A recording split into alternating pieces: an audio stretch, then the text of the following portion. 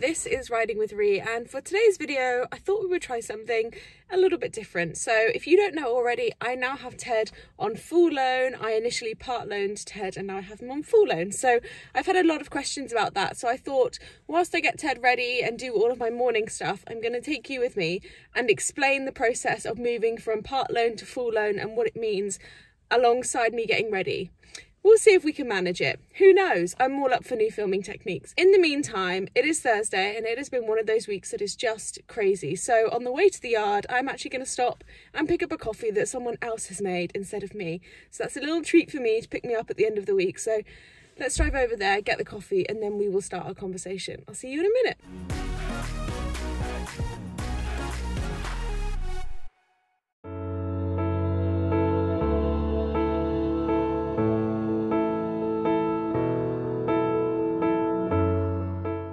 Very best in anti-spill technology here.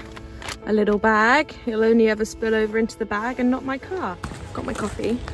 Right, so I started sharing Ted, or part loaning Ted, in February of this year, which is 2020, and we started off with just 2 days a week, and I paid for those in days, so I paid per day. Morning everybody. Hi. Let's pop these lights on. So I paid per week. Which meant I paid between like £10 and £15 per ride per week, and we did it like that for ages. And then we increased the days from 2 days to 3 days a week, and then eventually we went from 3 days, morning Teddy, to 4 days a week. Hey! From 3 days to 4 days a week. So I ended up having a 4-day week loan, and actually in the summer of this year Ted's owner had an injury and I ended up looking after him full time, so we sort of had a bit of a test of what a full loan would be like. Let me get this boy out on the yard, give him a quick groom, and then I will continue to update you on the story. So I'm just getting off the mud that I wasn't able to get off last night because it was still wet, so at least he goes out in the field with dry legs initially. Just turning the boys out. So yes, we went from 2 days to 3 days to 4 days, and then I got a text from Ted's owner one day that said, hey, can we have a chat about the loan? So she called me up, and bear in mind, all the way through this process, they had said to me, you know, if you do want a full loan, because I was always honest with them and said, you know, eventually I'd like to try it. They did say, don't get one, talk to us first. So, you know, there was always something in the background that maybe we would do a sort of full loan trial. So she calls me up and says, we've had a long chat and we would like to try a 3-month trial of full loan. And I realise I'm not looking at the camera, I'm looking at the wrong side of the phone. Let me put these boys out in the field and I'll tell you what that means.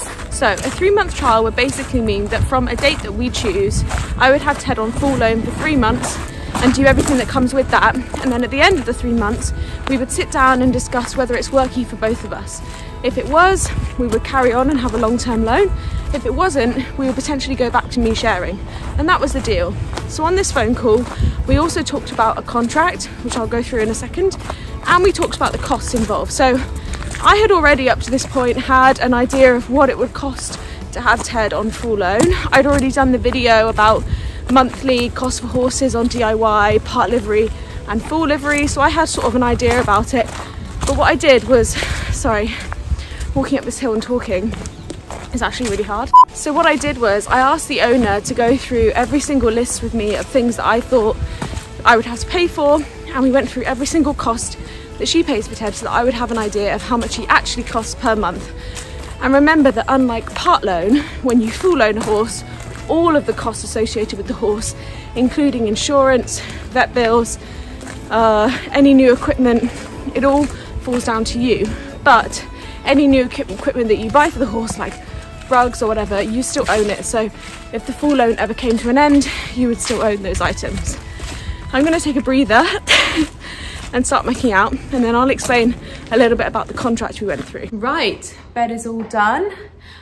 So this contract, we actually sat down, we arranged to meet and sit down and run through the BHS template contract line by line and just add in or take away any pieces that didn't suit us or we wanted in there. So why don't we head home, I'll finish doing the stable, meet you at home, and we can go through the contract together line by line, caveating that of course I am not a lawyer, we are just using the template, and I'll explain how we went through it. Okay, so you're going to go onto the British Horse Society website, bhs.org.uk, or type in British Horse Society into Google. Next, click on advice and information, and then buying, loaning and horse passports. Scroll down, click on loaning a horse, and then scroll through that information until you get to use the BHS sample loan agreement, and just download that. So here is the sample loan agreement. Obviously you want to put all of your normal information, the horse's information, yours and the owner's, and then you just go through every single line. We literally sat at a table and went through this line by line and decided what we wanted to keep and what we wanted to not keep. So for example, one of the conditions of my loan is that I keep the horse at a specific